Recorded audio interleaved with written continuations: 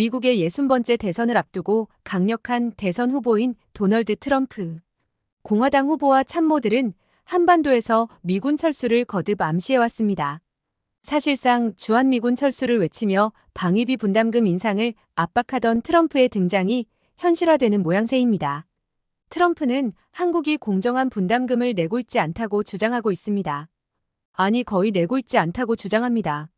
왜 우리가 한국을 방어해야 하나? 한국은 부자 나라인데 왜 돈을 내지 않는가라며 목소리를 높였습니다. 그러면서 트럼프는 실제 28,500명인 주한미군 규모를 4만 명, 4만 2천 명으로 계속 틀리가 말한다거나 한국이 매년 1조 원 넘게 부담하고 있는 방위비 분담금을 전혀 내지 않고 있다고 하는 등 사실과 다른 발언도 쏟아내고 있죠. 트럼프가 선봉에 서서 한국의 현재 분담금의 5배 많은 50억 달러, 약 6조 원을 내라고 압박하면서 주한미군 철수를 거론하고 있습니다.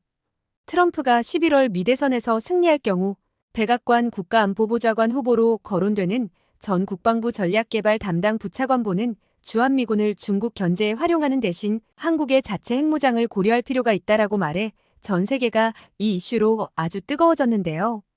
그의 주장은 이미 대학교 특강연 때 알려진 바가 있습니다.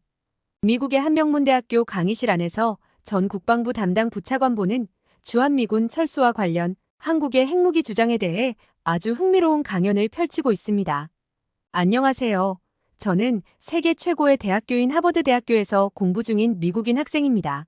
매년 세계 최고의 대학으로 선정되고 있어 우리 학교에 대한 자부심이 아주 크답니다. 언제나 배움에 대한 열정이 있었고 더 좋은 환경에서 좋은 교수자에게 배우려고 하는 욕심을 가지고 있어 대학교에서 특별한 때 외부인 초청 강연이 있는 날이면 굉장히 감사하게 생각하며 누구보다 가장 먼저 신청에 참여합니다. 우리 학교는 그저 유명해져서 똑똑한 학생들이 많이 오는 빛 좋은 개살구가 아닌 정말로 양질의 수업을 제공하는 곳이거든요. 수업을 듣기 위해서는 그냥 가는 일이 절대 없습니다. 매번 수업 전 읽어가야 할 읽기 자료가 정말 많은데 최고 100페이지에서 많은 경우 200페이지에 달하는 읽기 자료를 읽어가야 하죠. 그래서 수업 시간은 매우 활발하고 교수와 학생들의 관계가 굉장히 수평적이며 친구처럼 이야기하죠. 교수가 수업을 진행하고 있는 중간중간 언제나 손을 들어 학생들이 질문을 하고 교수가 수업에서 한 내용을 다루고 넘어갈 때마다 지금까지 질문 있는 사람? 이렇게 매번 물어보면 언제나 질문은 최소한 10개 이상 나오는 활발한 수업이죠. 평소에도 세계 군사력과 군사기술에 관심이 많았던 저는 지금 국가안보부 장관 후보로 거론되고 있는 전국방부 전력개발을 담당했던 분이 연사로 출연해 강연을 한다고의 기대가 컸어요. 다른 강의라면 관련 서적을 도서관에서 찾아보지만 최근에 이슈되는 차기 대선 후보와 군사에 관련된 것이라 최근 몇 년간의 뉴스 자료를 찾아보느라 시간 가는 줄 몰랐죠. 특강연이지만 사전 지식이 있는 상태와 없는 상태에서 듣는 강의는 질적으로 달랐기 때문에 누구보다 트럼프가 주장했던 기사와 그가 당선될 시 세계 군사 변화에 어떤 지각 변동이 일어날지 다방면으로 찾아보았죠. 그의 강연은 학교 내 남학생들을 중심으로 뜨거운 관심을 보였으며 특히 아시아계 유학생들에게도 단연 이슈였어요. 강의장 안에는 남학생들의 비율이 월등히 높았고 미국인들보다는 아시아계 유학생들로 가득 찼어요. 특히나 이론적인 것이 아닌 차기 대선 후보에 따라 아시아의 군사관계가 어떻게 되는지 중요하게 다루기 때문에 학생들은 평소와 다르게 표정 또한 진지했어요. 드디어 기다리던 수업일이 되었고 강의 첫 시작부터 미국 안보 전략의 핵심이 무엇인지에 대해 수업이 시작되었죠. 교수님은 미국 안보 전략의 중요한 핵심은 당연히 중국과 아시아며 중국은 미국의 200배에 달하는 조성 건조력을 바탕으로 이미 미국보다 해군력에서 앞섰고 더 큰 공군력까지 보유하게 될 수 있고 미국은 약 150년 만에 처음으로 최강국이 아닌 상태에서 라이벌을 마주했다고 하였죠. 현재 미국은 출구가 없이 칼날 위에 선 상황이며 모든 것을 혼자 선하게 만들 힘이 없고 이제 동맹국들이 더 많은 일을 해야 한다고 말씀하셨어요. 그러면서 대만은 물론 한반도 인근 해상에서 미국은 군사적 우위를 잃었고 전쟁에서 미국이 이길지도 불확실하다는 말을 하였죠. 수년 동안 북한에 경제 제재를 해왔지만 결국엔 비핵화에 실패했고 효과가 없었다고 본다고 했어요. 이는 중국에도 마찬가지며 중국 인민해방군을 물리칠 전력이 필요하며 미국이 패한다면 중국은 물론 북한도 더 나은 위치에서 침략할 수 있게 될 거라는 무서운 말을 하였죠. 그러자 한 한국인 학생이 약간의 걱정과 두려운 목소리로 트럼프가 당선될 시 한반도에 미치는 영향이 어떨지 궁금하다고 질문했어요. 그러자 교수님은 트럼프의 당선은 한반도에 큰 파장을 미칠 거라고도 하였죠. 미국 대선은 11월이고 트럼프의 재집권도 실현 가능한 미래라고 언급하였어요. 트럼프의 입장은 경제력이 충분한 동맹국이 자국 방위 비용을 미국에 떠넘겨서는 안 된다고 줄곧 주장해왔고 그의 주장은 한국도 예외가 아니라고 하였죠. 트럼프가 당선되면 현재 남북 관계 상황 속에선 한국을 방어하겠다는 미국의 약속이 깨질 수 있다는 공포가 커질 수 있고 더불어 한국 내에서 핵 억지력 개발에 대한 요구가 커질 수 있다고도 했죠. 트럼프는 과거에도 북한과 직접 협상을 했었으며 두 번째 임기를 맡게 되면 그는 제재 완화를 대가로 북한 핵 동결을 받아들일 수 있고 북한의 핵보유국화로 한국에서도 핵을 개발해야 한다는 압박이 더욱 가속화될 거라고 하였죠. 그러면서 트럼프가 재선되면 주한미군이 감축되고 한미연합훈련과 한미일 연합훈련도 축소되며 미국이 한반도의 전략자산을 전개할 때마다 청구서를 요구하고 전시작전 통제권의 조기 전환이 이루어지며 북한의 대륙간 탄도미사일 시험 발사 중지를 이끌어내기 위한 북한과의 대화를 추진할 가능성이 높다고 하였죠. 그러면서 그가 이어서 한 말은 강의실 안의 분위기를 술렁이게 만들었어요. 트럼프와 그의 핵심 측근들은 한국이 스스로를 지킬 수 있도록 자체 핵보유를 용인할 수 있다는 입장을 보여왔기 때문에 트럼프의 재집권은 한국이 미국의 동해 또는 무기나에 자체 핵무장과 남북 핵균형을 실현할 수 있는 절호의 기회가 될 수 있다고 하였죠. 그러자 한국인 학생은 바이든 정부는 동맹을 중시하며 2023년에 발표한 워싱턴 선언은 순식간에 휴지장으로 전락하고 한국 사회에서 미국의 확장 억제에 대한 의구심은 더욱 커지게 될 텐데요? 라고 물었죠. 그러자 교수님은 동맹은 비즈니스입니다. 트럼프의 말처럼 미국은 미국의 이익을 우선시하고 한국도 한국의 이익을 우선시하죠. 이건 현실이며 동맹을 낭만으로만 바라보면 적과의 대결에서 살아남지 못합니다. 미국은 한국을 돕는 게 아니라 한국이 미국 안보에 중요하고 중국 견제를 위해 중요하기 때문에 역할을 하는 것이고 트럼프의 이러한 관점은 전적으로 옳습니다. 대한민국과 미국은 오랜 동맹관계를 유지하고 있지만 미국의 대외 정책이나 우선순위가 바뀔 경우 대한민국의 안보가 위협받을 수 있죠. 이러한 불확실성을 대비하여 대한민국 스스로의 안보를 책임져야 하고 한국이 핵보유 시에는 관계의 변화가 일어날 수도 있습니다. 그러자 중국 학생이 한국의 핵보유 가능성 이야기를 듣고 다소 격앙된 목소리로 한국이 핵보유를 할 수 없는 이유를 따지기 시작했죠. 그의 주장은 이랬어요. 한국은 1975년 핵무기 확산 방지 조약에 가입하였고 이 조약은 비핵무기 국가가 핵무기를 개발하거나 보유하지 않을 것을 약속하는 조약입니다. 따라서 대한민국이 핵무기를 개발하거나 보유하게 되면 이 조약을 위반하는 것이며 핵무기 확산 방지에 대한 국제적 노력에 어긋나는 행동으로 국제적 신용도와 위상을 손상시킬 수 있습니다. 또한 한국이 핵무기를 보유하게 되면 이는 주변 국가들과의 무기 경쟁을 촉발시킬 수 있고 특히 북한과의 긴장 관계가 더욱 고조될 수 있습니다. 그리고 이제 와서 핵을 개발한다고 해도 기술면에서 한참 뒤처질 텐데 주한미군이 철수하면 북한에 독자적으로 대적할 수 있는 수준이 되는지 의문이라고 하였죠. 그러자 교수님은 그렇기 때문에 한국의 독자적 핵무장까지 고려한 모든 카드를 테이블 위에 올려야 합니다. 영국, 프랑스의 핵은 나토 전체의 억지력에 기여하고 있습니다. 미국의 핵 확산 방지 정책은 실패했으며 중국과 러시아는 핵을 현대화했고 북한과 이란도 핵능력을 보유했습니다. 우리를 위협하는 자들이 전혀 지키지 않는 규범을 우리만 지키기 위해 벌을 받을 순 없습니다. 오히려 뒤처진 핵균형을 위해 핵무기를 더 많이 만들어야 합니다. 한국이 핵무장을 하려면 우선 현재 기술적 장애물은 거의 없다고 봅니다. 다만 제도적 장애물이 클 수밖에 없습니다. 일단 한미 원자력 협정으로 사용 후 핵연료 재처리와 우라늄 농축에 제한을 받고 있고 핵무기를 개발하려면 먼저 한미 원자력 협정을 개정해 일본과 같은 수준의 잠재력을 확보해야 하고 이후 NPT 탈퇴도 필요합니다. 두 가지 장애물을 넘어 핵 개발에 들어갔다 가정하면 1, 2년 안에 시제품을 만들 수 있고 다시 2년 정도 뒤에는 본격적인 양산과 기술 고도화가 가능할 겁니다. 그리고 한국은 과거에 핵 개발의 거의 마지막 단계까지 추진을 했었다는 기록이 있습니다. 이전 미중앙정보부 분석관 출신이 기록한 책이 있는데 아주 이 부분을 흥미롭게 봤었어요. 좀 길지만 한국의 핵 개발 기록에 대해 들어보시겠어요? 한국의 핵 개발 프로젝트를 설명하기 전 1970년대가 시작되던 당시에 미국의 대통령이었던 닉슨 대통령은 닉슨 독트린을 전 세계에 천명합니다. 내용은 간단하였는데 아시아에서 생기는 내전과 침략은 핵 위협을 제외하고는 스스로 해결하라는 선언문이었습니다. 닉슨 정부는 대탕트를 주도하며 중국의 마오쩌둥과도 만나서 그 유명한 핑퐁 외교를 만들어냈는데 이러한 행보로 박정희 정부는 큰 충격에 빠지게 되었죠. 강대국 간의 평화를 위해 약소국의 평화는 기꺼이 희생될 수 있다는 두려움이었을 겁니다. 특히 박정희의 강력한 항의에도 불구하고 미 7사단을 한국에서 철수하기로 결정하자 박정희 정부는 현재 남한군에 낙후된 무기와 장비만을 가지고는 북한과 소련, 중국 공산군으로부터 자주국방을 이루는 건 불가능하다고 판단하였어요. 이것이 박정희 정부의 핵개발 프로젝트로 이어지게 됐습니다.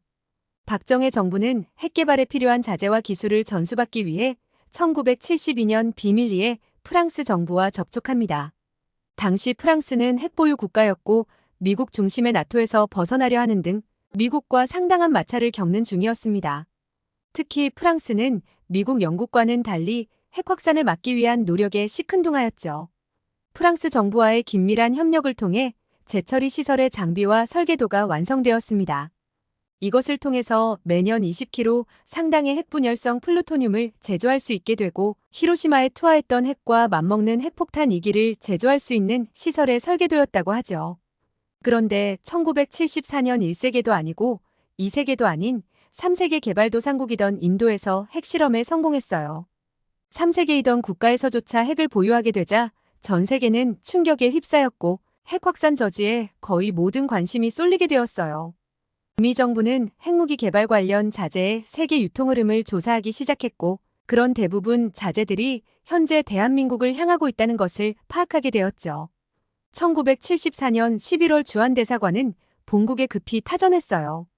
대한민국이 핵개발 계획의 제1단계를 추진하고 있다. 10년 이내에 제한적 핵무기를 개발하고 이를 운반할 수 있는 능력을 확보할 것이다. 이로 인해 주변 국가의 심각한 정치적 파장을 초래하게 될 것이 분명하다. 미국 정부는 남한의 핵개발이 자칫 동북아의 핵확산의 시발점이 되고도 남았기 때문에 크게 당황했어요. 당시 미국 무장관이었던 헨리 키신저는 이는 굉장히 심각한 사안이라고 말하였습니다. 남한의 핵무기 보유는 특히 일본과 북한을 자극할 것이다. 이는 박정희 정부가 미국의 안보 정책을 불신하고 동시에 동북아에서 군사적 자주성을 확보하려는 박정희의 영혼이 반영되는 복잡성을 띠고 있다. 헨리 키신저는 남한 핵개발과 핵무기 운반 체제 능력을 최대한 억제해야 한다고 주장했습니다. 하지만 월남전 이후 세계적으로 떨어진 미국의 신용도와 연관하여 한미 관계를 훼손치 않고 핵개발을 저지해야 한다는 임무였죠. 1975년 6월 박정희는 칼럼니스트 로버트 노박과의 인터뷰에서 남한은 핵무기 개발 능력을 이미 보유했지만 계획에는 착수하지 않는 것이라고 말했어요. 덧붙여 미국의 해고산이 철수된다면 한국은 핵개발을 시작할 수밖에 없다고 하였어요. 표면적으로는 핵무기를 개발하고 있다는 것을 적극적으로 부인하였죠. 한국의 핵개발을 저지하기 위해 스나이더 대사는 한미 관계를 흔들지 않는 선에서 한국의 과학기술처 장관, 외무장관, 최종적으로 비서실장의 순서로 미국의 입장을 전달했어요. 여기서 미국이 한국의 핵개발 프로젝트를 알고 있다는 언급은 절대로 하지 않았고 최대한 간접적으로 재처리 시설을 들여오면 미국은 달갑지 않다는 식의 전달문이었어요. 스나이더 대사는 직접적으로 문제를 해결하기 위해 주한 프랑스 대사였던 피에르 랑디와 만나서 미국은 프랑스가 한국이 플루토늄을 군사적으로 사용하는데 도움을 주지 않을 거라고 믿는다고 간접적으로 강력한 경고를 하였습니다. 하지만 프랑스 대사는 남한이 먼저 포기하지 않는 한 우린 재처리 시설과 핵기술 전달을 포기할 의사가 없다고 밝혔었죠. 1975년 8월 미 국방장관이던 제임스 슐레진저는 한국에 방문했고 슐레진저는 한국이 핵개발을 추진할 경우 한미 관계가 와해될 수 있다고 경고했어요. 이런 경고는 미국이 남한 핵개발을 이미 알고 있음을 말하지 않은 간접적 경고였지만 슐레진저의 회고에 따르면 박정희는 이미 미국이 자신들의 계획을 눈치챘음을 아는 듯 했다고 수뢰했다죠. 스나이더 대사의 후임으로 필립 하비브가 오게 되고 그는 한병춘 주미 대사와 지속적으로 대화를 나눴어요.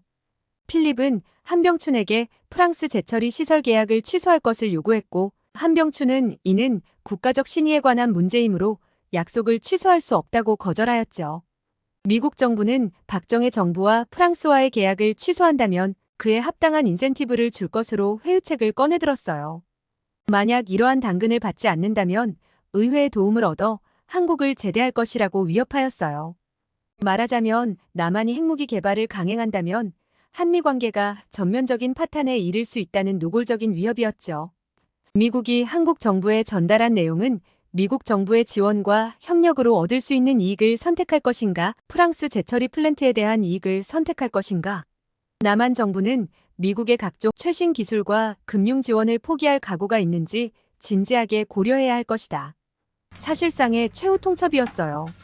제임스 슐레진저의 후임으로 국방장관으로 임명된 도널드 럼즈펠드는 1976년 5월 남한의 국방장관과의 회담에서 박정희 정부가 핵무기 개발을 강행한다면 모든 한미 관계를 전면적으로 재검토할 것이라고 단도직입적으로 경고했죠. 미국의 직접적인 경고에 결국 박정희는 프랑스와의 계약을 취소하였어요. 스나이더는 국가안보보좌관 브렌트 스코크로프트에게 박정희가 핵무기와 미사일 개발 프로그램을 확보하여 국가의 자주성을 이룩하고자 하는 박정희의 열망과 의지가 미국과 한국의 장래 관계에 가장 우려되는 점이라고 말했죠. 혹시라도 훗날 또 박정희의 계획이 부활하는 것을 방지하기 위해 직접적으로 남한에게 핵개발을 결코 하지 말라 거론해야 한다고 제안했어요. 박정희는 반강제적으로 프랑스제 재처리 플랜트와 훗날 구입할 예정이었던 캐나다제 신형 중수로 계약을 취소했고 그럼에도 핵무기 확보에 대한 의지는 버리지 않았고 핵무기 개발팀을 해산시키기는커녕 한국핵연료개발공사라는 새로운 기구로 흡수시킨 후 발전용 원자로에서 사용할 핵연료봉을 제조하라는 새로운 임무를 부여했어요. 또한 박정희는 다시 1978년 프랑스와 재처리 시설에 관한 협의를 재개했죠. 미국 지미 카터 대통령은 프랑스 지스카르 데스탱 대통령과 담판을 직기로 결정했죠. 이처럼 미국 정부의 집요한 방해에도 남한 핵개발 프로젝트는 여전히 진행되고 있었고 전임 공보비서관을 지낸 선유련은 1979년 1월에 박정희가 1981년 상반기까지 핵무기 개발을 완료할 수 있을 거라고 말했죠.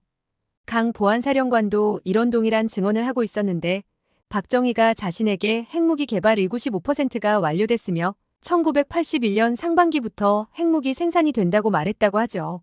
사실 그 주장이 사실인지 거짓인지는 박정희가 김재규로부터 암살당하면서 의미가 없어졌고 박정희 암살 이후 전두환이 한국의 권력을 장악하면서 전두환은 핵연료 개발 공사를 한국에너지연구소로 바꾸고 핵개발에 참여한 조직과 인물들은 일시적으로 전원 와해시켰어요. 새로 권력을 잡은 군부 독재자답게 미국의 승인을 얻어내는 것이 중요했기 때문에 좋은 모습을 보이기 위해 한국은 핵개발을 하지 않을 것임을 단호하게 보여주었어요. 이때를 기점으로 박정희의 핵개발로 냉각되던 한미관계가 80년대 초반 소련과의 냉전 격화와 맞물려 정치 군사적으로 한미관계가 상당히 회복되기 시작했죠. 레이건 대통령은 주한미군을 4만 3천 명 수준으로 증원시켰고 당시 최신 F-16 전투기를 한국에 판매하고 한국군 현대화에 이바지하겠다는 것을 포함하여 전두환의 정권에 대한 보답을 보여줬었죠. 박정희 정부의 무리한 핵개발로 인해 동북아의 심각한 안보 상황을 초래할 뻔하였으나 한국의 원자력 발전과 마음만 먹으면 즉시 핵을 생산할 수 있는 국가에 입성하는 데 도움을 주었다는 사실은 부정할 수 없습니다. 이렇듯 한국은 지금은 더욱더 기술적인 발전을 해서 북한이 그토록 힘들여 개발해온 핵을 한국은 마음만 먹으면 손에 쥘 수 있다는 것이죠. 핵무기 하나 개발 비용은 1, 2조 원, 기간은 월성 중수로 수조의 폐연료봉 플루토늄 재처리에 3개월, 기폭장치 제조에 2개월, 플루토늄탄 완성에 1개월로 다 합쳐 6개월이면 충분하며 월성 원전 폐연료봉에선 핵무기 4,330개 분량 플루토늄을 얻을 수 있습니다. 한국은 이미 세계 최고 수준의 원전 개발 기술을 가진 국가며 북한이 사실상 핵보유국이 된 마당에 한국이 핵무장을 안 된다는 주장은 논리적이지 않죠. 교수님의 근거 있는 말씀으로 중국 학생은 더 이상 할 말을 잃었고 한국 학생은 교수님의 수업을 듣고 평소에 얼마나 답답했는지 이렇게 말하더군요. 연일 머리 위로 미사일을 쏘아대는 북한, 그들에게 막말을 들으면서도 평화경제만 이야기하는 정부를 보면서 답답했던 마음이 뻥 뚫리는 기분이라고 교수님께 고마워했어요. 교수님은 우크라이나의 자발적인 핵폐기 당시에도 우크라이나 국내에선 반대가 있었고 특히 의회와 군부에서는 핵을 포기할 경우 러시아로부터 정치적 군사적인 압박을 받을 것을 걱정했다고 말씀하셨죠. 하지만 총체적인 체제 불안정과 기술적 취약성, 재정적 취약성 등은 우크라이나 정부가 핵폐기를 하는 결정적인 요인이었다고 하였죠. 클린턴 전 대통령은 재임 시절 우크라이나의 핵무기를 포기하도록 설득했던 일에 후회를 내비쳤다고 하였어요. 우크라이나는 핵을 포기하는 걸 두려워했고 그것이 러시아의 팽창주의로부터 자신들을 지킬 유일한 방편이었기 때문이라고 회고했다고 하였죠.